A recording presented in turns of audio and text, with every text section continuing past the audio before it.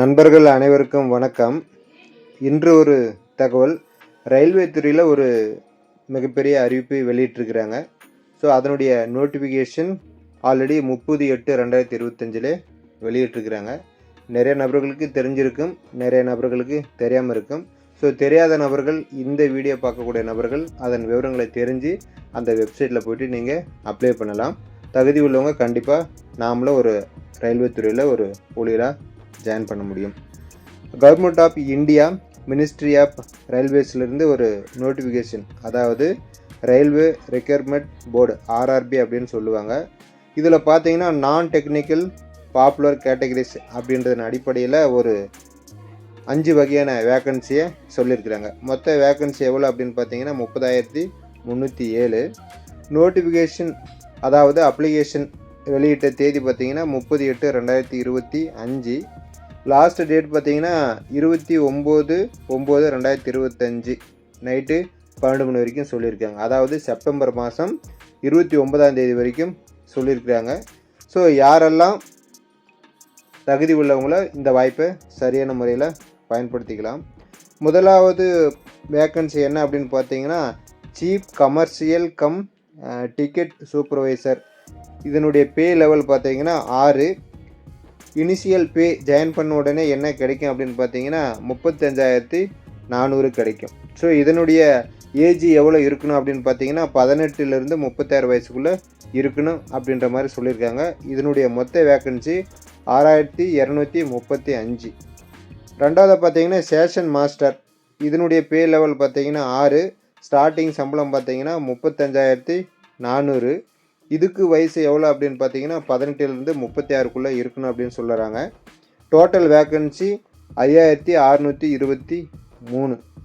அடுத்ததாக பார்த்தீங்கன்னா goods train manager. இதனுடைய பே லெவல் பார்த்தீங்கன்னா 5. Starting salary 29,200. இதற்கும் ஏஜ் பார்த்தீங்கன்னா 18லேருந்து 36 வரைக்கும் இருக்கணும் அப்படின்னு சொல்லியிருக்காங்க. மொத்த வேக்கன்சி 3,562. அடுத்ததாக பார்த்தீங்கன்னா junior account assistant come typist. இதுவும் பார்த்தீங்கன்னா பே லெவல் 5. ஸ்டார்டிங் சம்பளம் 29,200. இதுக்கும் வயசு 18லேருந்து 36. Total vacancy 7,520. அடுத்ததாக பார்த்தீங்கன்னா சீனியர் கிளர்க்கு கம் டைப்பிஸ்ட். இதனுடைய ஸ்டார்டிங் பே பார்த்தீங்கன்னா 29,200. பே லெவல் 5. மொத்த வேக்கன்சி பார்த்தீங்கன்னா 7,367. இதுக்கும் பார்த்தீங்கன்னா ஏஜ் 18லேருந்து 36 வரைக்கும். ஸோ இந்த அறிவிப்பு உண்மையிலே ஒரு மிகப்பெரிய அறிவிப்பு. 30,307 வேக்கன்சி இருக்குது. நீங்களும் ட்ரை பண்ணலாம். இதற்குண்டான எலிஜிபிலிட்டி உங்கள்கிட்ட இருந்தால் கண்டிப்பாக நீங்களும் ஒரு சென்ட்ரல் கவர்மெண்ட்டில் அரசு ஊழியராக மாறலாம். இது நம்மளால் முடியுமா, சாத்தியமா அப்படின்னு நினச்சிங்கன்னா கண்டிப்பாக முடியாது. இந்த மாதிரியான நோட்டிஃபிகேஷன்லாம் ஃபாலோ பண்ணி ஆல்ரெடி கிளாஸ்க்கெல்லாம் போய் படிச்சுட்டு இருக்கிற நண்பர்கள் இதை சரியாக பயன்படுத்திங்க. இல்லையா உங்களுக்கு தெரிஞ்ச நபர்கள் இந்த மாதிரி டிஎன்பிஎஸ்சி யூபிஎஸ்சி எக்ஸாம்லாம் எழுதிட்டுருப்பாங்க. ஸோ அவங்களுக்கு இந்த மாதிரியான ஒரு தகவலை சொன்னீங்கன்னா கண்டிப்பாக பயனுள்ள வகையில் இருக்கும். அடுத்ததாக ஆன்லைன் நிறுவனத்தை பற்றி ஒரு பார்வை பார்க்கலாம் அப்படின்னு ஒரு தகவல். என்ன அப்படின்னு பார்த்தீங்கன்னா, இப்போ நாம் நிறைய நபர்கள் ஆன்லைன் நிறுவனத்தில் போய் ஜாயின் பண்ணோம் அப்படின்னு சொன்னால் ஒவ்வொரு நிறுவனமும் நாம் செலுத்தக்கூடிய ஒரு பணத்துக்கு ஏதாவது ஒரு பொருள் கொடுப்பாங்க. சில நிறுவனங்கள் எதுவுமே கொடுக்க மாட்டாங்க. நீங்கள் இவ்வளோ பணம் கட்டினீங்கன்னா நாங்கள் சொல்லக்கூடிய இந்த வேலையை செஞ்சீங்கன்னா உங்களுக்கு இவ்வளோ அமௌண்ட் கொடுக்குறேன்னு சொல்லுவாங்க.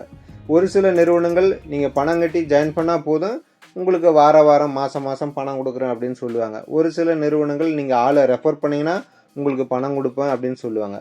இன்னும் ஒரு சில கம்பெனிகள் மைவி த்ரெட்ஸ் மாதிரி கம்பெனிகள் பார்த்தீங்கன்னா சில பொருட்கள் நமக்கு கொடுப்பாங்க. அந்த பொருட்களை நாம் பயன்படுத்துறது மூலிமா, அதனுடைய விவரங்களை மற்றவங்களுக்கு சொல்லுவது மூலிமா அவங்க ஜாயின் பண்ணாங்கன்னா நம்மளுக்கு இன்கம் கமிஷன் கொடுக்குறாங்க அப்படின்ற பேசிக்ஸில் போய்கிட்டு இருந்தது. ஸோ இந்த மாதிரி நிறையா கம்பெனிகள் இருக்குது. இன்னும் ஒரு சில கம்பெனிகள் நம்ம வீட்டுக்கு பயன்படுத்தக்கூடிய அன்றாடம் மளிகை பொருட்கள் இந்த மாதிரியெல்லாம் கொடுத்து, ஸோ அதை நீங்கள் மற்றவங்களுக்கு ரெஃபர் பண்ணி அவங்க அந்த பொருளெல்லாம் வாங்கும்போது உங்களுக்கு கமிஷன் அப்படின்ற பல வகையான பேசிக்ஸில் நமக்கு அமௌண்ட் கொடுக்குறாங்க. ஸோ இது எல்லாமே நாம் இன்னொருத்தரை ரெஃபர் பண்ணால் தான் கிடைக்கும். அப்படி இல்லைன்னா அவங்க அந்த பொருளை வாங்கினா தான் நம்மளுக்கு அமௌண்ட் கிடைக்கும். இந்த பேசிக்ஸில் தான் எல்லா ஆன்லைன் கம்பெனியுமே போயிட்டுருக்குது. ஸோ அதில் நமக்கு தேவையில்லாத சில பொருட்களை வாங்க சொல்லக்கூடிய சில கம்பெனிகளும் இருப்பாங்க. இதெல்லாம் எனக்கு எதுக்கு, நான் பயன்படுத்தவே மாட்டேன் அப்படின்னு சொன்னாலுமே, ஆனால் நீங்கள் அதை வாங்க வைக்கணும் அப்படின்ற ஒரு மோட்டிவேஷனில் தான் அந்த கம்பெனி செயல்படுவாங்க. இதுதான் ஆன்லைன் கம்பெனியாக போயிட்டுருக்குது.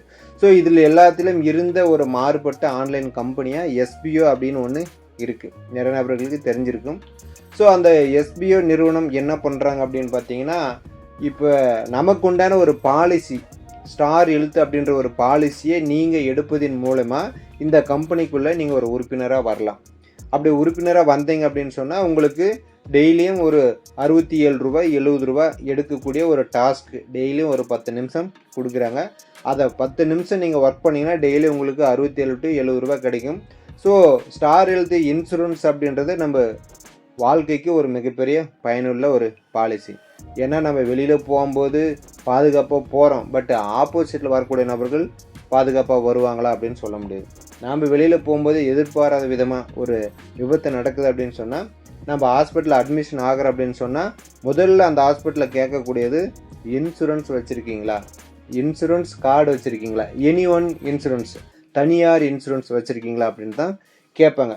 அது இருந்துச்சு அப்படின்னா நம்ம தாராளமாக பயம் இல்லாத எந்த ஒரு விபத்து நடந்தாலும் பக்கத்தில் இருக்கிற ஒரு மருத்துவமனைக்கு நம்ம போய் அட்மிஷன் ஆகலாம்.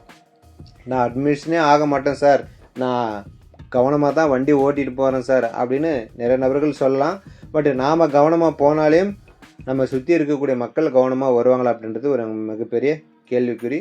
அதில் நம்ம வாழ்க்கைக்கு ஒரு பாதுகாப்பான பாலிசியை நாம் எடுக்கிறதன் மூலிமா அந்த நிறுவனத்தில் ஒரு உறுப்பினராக நம்ம ஜாயின் பண்ணலாம். ஜாயின் பண்ணிவிட்டு மற்றவங்களெல்லாம் நீங்கள் ஜாயின் பண்ணி விடணுமா அப்படின்னு பார்த்தா கிடையாது. விருப்பம் இருந்தால் அவங்களுக்கு இந்த மாதிரி ஒரு பாலிசி எடுத்து கொடுத்து அவங்கள ஒரு உறுப்பினராக மாற்றினீங்கன்னா அது மூலிமா உங்களுக்கு இன்கம் கிடைக்கும். இல்லை சார், நான் மட்டுமே ஒரு இன்சூரன்ஸ் எடுத்துக்கிறேன், அவங்க சொல்லக்கூடிய வேலையை செஞ்சு எனக்கு அமௌண்ட்டு ரெகுலராக கிடைக்குமா, நான் யாரையும் ரெஃபர் பண்ண மாட்டேன், ஏன்னா ரெஃபர் பண்ணி திடீர்னு அவங்க மூடிட்டு ஓடிட்டாங்கன்னா நான் அவங்களுக்கு பதில் சொல்ல வேண்டிய ஒரு சூழல் இருக்குது அப்படின்றது நிறைய உறுப்பினர்களுடைய கேள்வி. என்னுடைய கேள்வியும் அதே தான். நாம் ஒரு பாலிசி எடுத்துகிட்டு ஒரு உறுப்பினர் ஆகிட்டு அந்த கம்பெனியில் ஒர்க் பண்ணலாம், பட் அந்த நிறுவனமே ஏமாற்றிட்டு போயிட்டாங்க அப்படின்னு நீங்கள் நினச்சாலையும் அல்லது போயிடுவாங்க அப்படின்னு நினச்சாலையும் அந்த பாலிசி நம்மக்கிட்ட எப்பயுமே லைவில் இருக்கும். அதை நம்ம ஃபாலோ பண்ணிக்கிட்டு இருந்தோம் அப்படின்னு சொன்னால் கண்டிப்பாக அந்த பாலிசி மூலிமா நமக்கு ஒரு மிகப்பெரிய நன்மையும் இருக்குது. அந்த நிறுவனத்தில் அவங்க சொல்லக்கூடிய அந்த டாஸ்க்கை டெய்லியும் பண்ணுறது மூலிமா நமக்கு ஒரு இன்கமும் ரெகுலராக இருக்குது. ஸோ மற்ற ஆன்லைன் நிறுவனங்கள் அவங்க சொல்லக்கூடிய ப்ராடக்டை வாங்கணும் அல்லது உறுப்பினர்களை ஜாயின் பண்ண வைக்கணும், அப்போ தான் நமக்கு இன்கம். இந்த எஸ்பிஓ நிறுவனம் நம்ம உடல்நலத்துக்கு பாதுகாப்பான ஒரு பாலிசியை கொடுத்து அதன் மூலியமான ஒரு உறுப்பினரை தேர்ந்தெடுக்கிறாங்க. ஸோ நம்மளை வச்சு அவங்க ஒரு ஆன்லைன் ஒர்க் நடத்துகிறாங்க. பல கம்பெனிகளோட அப்ளிகேஷனை நம்ம மோட்டிவேஷன் பண்ணுறது அல்லது அந்த அப்ளிகேஷனில் நமக்கு விருப்பப்பட்ட பொருட்களை பர்ச்சேஸ் பண்ணுறது, இந்த மாதிரியான சில வேலைகளெல்லாம் நமக்கு கொடுக்குறாங்க. அதை செய்கிறது மூலிமா அவங்களுக்கு ஒரு இன்கம், நமக்கு ஒரு இன்கம். ஸோ இந்த நிறுவனத்தில் ஜாயின் பண்ணுறது நம்ம வாழ்க்கைக்கும் ஒரு பாதுகாப்பான பாலிசி கிடைக்குது, டெய்லியும் ஒரு வருமானம் கிடைக்குது. ஸோ விருப்பம் உள்ளவங்க இந்த நிறுவனத்தில் நீங்கள் ஜாயின் பண்ணலாம். அந்த கம்பெனியோட ஃபோன் நம்பரை நான் டிஸ்கிரிப்ஷனில் கொடுக்குறேன். விருப்பப்பட்டவங்க ஃபோன் பண்ணி கேட்டு இதில் ஜாயின் பண்ணுறதுக்கு எவ்வளோ பே பண்ணணும், அந்த பாலிசி எடுக்க அதை எப்படி புதுப்பிக்கணும் இப்படின்ற விவரங்கள் எல்லாத்தையும் கேட்டு அது உங்களுக்கு தகுந்ததா, சரியானதா, நம்மளால் செய்ய முடியுமா அப்படின்னு தெரிஞ்சுக்கிட்டு விருப்பம் வந்தால் தாராளமாக நீங்கள் ஜாயின் பண்ணலாம். ஆன்லைன் நிறுவனத்தில் நம்ம ஜாயின் பண்ணும்போது ஒரு முறைக்கு 100 முறை விவரங்கள் கேட்டு தெரிஞ்சு அந்த டேர்ம்ஸ் அண்ட் கண்டிஷன்லாம் சரியாக நம்மளுக்கு புரிஞ்சது தெரிஞ்சது அப்படின்னா மட்டும் பண்ணுங்கள். தெரியாமல் போய் பண்ணிக்கிட்டு கடைசியில் ஏமாற்றிட்டு ஓடிட்டாங்க, பணத்தை பிடிச்சிக்கிட்டாங்க, கொடுக்கல அப்படின்னு சொல்லிட்டு வருத்தப்படுறதில் எந்த பிரயோஜனமும் கிடையாது. மீண்டும் அடுத்த ஒரு தகவலுடன் உங்களை சந்திக்கிறேன். நன்றி, வணக்கம்.